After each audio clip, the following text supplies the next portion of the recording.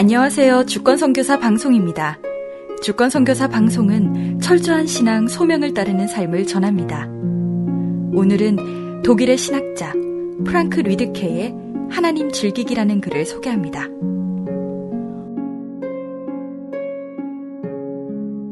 우리는 왜 그리스도인이 되었습니까? 무엇이 우리로 하나님을 향하도록 움직였습니까? 어떤 기대를 갖고 하나님께 나아갔습니까? 그리고 왜 우리는 지금도 그리스도인입니까? 무엇이 우리의 믿음을 지속시킵니까? 무엇이 우리를 예수님께 머무르게 합니까? 우리는 미래의 예수님으로부터 무엇을 기대합니까? 교부인 어거스틴은 약 1600년 전에 아주 독창적인 생각을 했습니다. 그는 두 종류의 서로 다른 그리스도인의 삶이 있다고 말했습니다. 하나님을 이용하거나 하나님을 즐기는 것이 바로 그것입니다. 그리스도인이 된다고 하는 것은 원래 하나님을 즐긴다는 것입니다. 그러나 대부분 우리는 다른 길로 되돌아가 하나님을 단지 우리 목적을 위해 이용하려 합니다. 성경은 창세기로부터 계시록에 이르기까지 수많은 다양한 표현으로 이를 다루고 있습니다. 이미 성경의 첫 장에서 왜 하나님께서 우리 인간들을 만드셨는지 이야기하면서 하나님께서 함께할 대상을 원하셨다고 말합니다. 하나님께서는 좋은 하인들이 필요하셔서 노예를 만드셨던 것이 아닙니다. 하나님께 하인은 전혀 필요 없습니다. 하나님이 자신의 하인으로 인간을 만드셨다. 혹은 하나님이 자신의 노예로 인간을 만드셨다라고 쓰여 있지 않고 하나님이 자신의 형상대로 인간을 만드셨다라고 쓰여 있습니다. 하나님은 우리를 대상으로, 파트너로 하나님과의 사랑의 관계 안에 그 목적이 있는 존재로 만드셨습니다. 우리는 하나님께서 그 관계를 즐기실 수 있는, 하나님이 기뻐하시는 하나님께 대한 사랑 안에서 하나님을 즐김으로 자신을 성취할 수 있는 존재가 되어야 합니다. 사람들은 삶을 즐기기 위해 소유가 필요하다고 생각합니다. 사람들은 어떻게든 하나님 없이 충만한 삶을 이루려고 소유와 쾌락, 관계와 활동 속으로 피합니다. 그러나 모든 것을 누림에도 불구하고 마지막으로 남는 것은 공허입니다. 전체 성경은 아주 독특한 소원의 메시지입니다.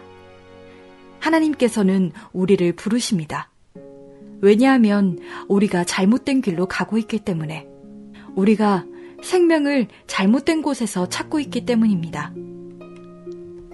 하나님은 사람들에게 끊임없이 하나님을 즐기는 가운데에서만 자신을 성취할 수 있을 것이라는 것을 보여줍니다. 모세의 시대를 예로 들어봅시다. 당시에 하나님은 삶에서 가장 중요한 10가지로 이것을 나타내셨습니다.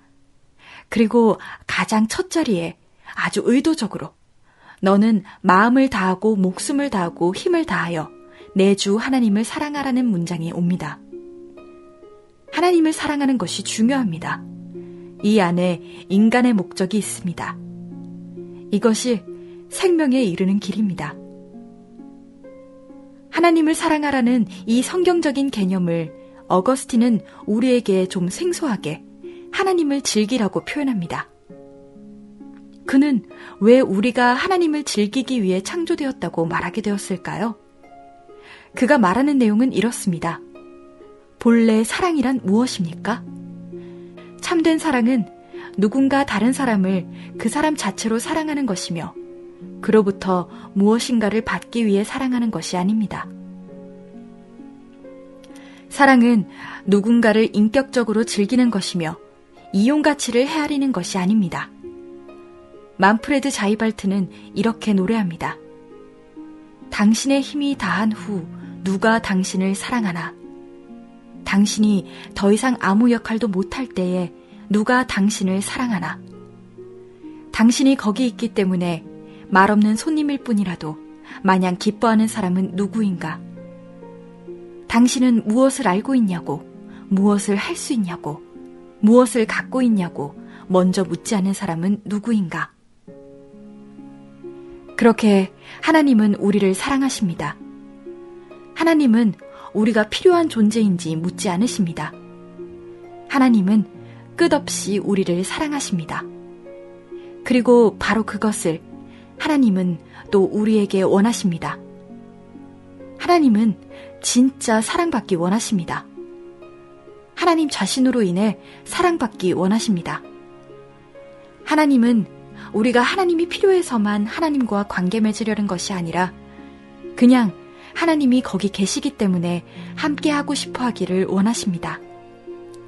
그리고 하나님은 만약 우리가 하나님 자신을 즐기는 것을 배우지 못한다면, 하나님을 단지 우리 자신의 삶을 풍성하게 하려고 이용한다면 삶의 의미를 잃어버리고 우리 자신을 하나님으로 만들며 하나님은 우리의 삶을 더 아름답게 만드는 우리의 노예가 될 것이라고 말씀하십니다.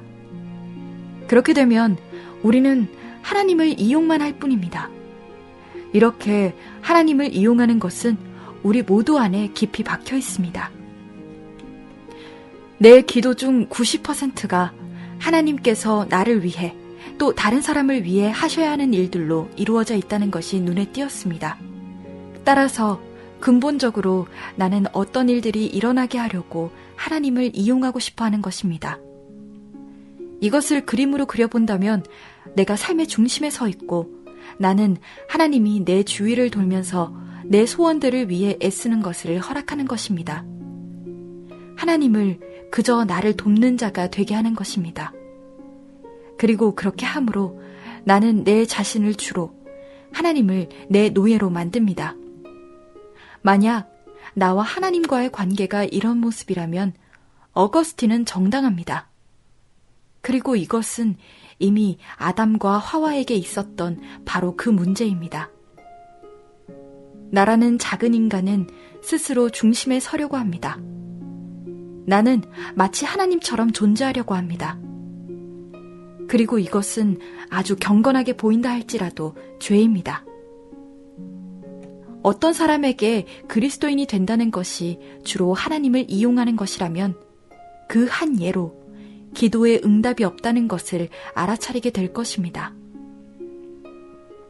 하나님께서 어떤 기도를 들어주시지 않아 낙심하고 있다면 그것은 하나님을 이용하려 했던 상당히 분명한 표시입니다. 하나님은 우리를 사랑하시며 하나님을 향한 사랑 안에서 우리가 평안에 이르고 하나님을 즐기기를 원하십니다. 이것은 이 삶에서 결코 완전할 수 없을 것입니다. 모두가 결혼 생활에서 파트너를 결코 희생적으로만 사랑하지 않고 항상 상호적인 이익 공동체를 이루는 것처럼 우리는 죄인이기 때문에 항상 내가 하나님으로부터 무엇을 받을까? 하나님이 나를 어떻게 도우실까? 물을 것입니다. 그러나 중요한 것은 하나님을 점점 더 하나님 자신 때문에 사랑하는 것을 배우는 것입니다. 이미 많은 사람들이 왜 예수님이 십자가에서 죽으셔야만 했는지 깊이 생각했습니다. 저는 한 이유로 바로 십자가에서 그 총체적인 사랑이 분명하게 되는 것이라 생각합니다.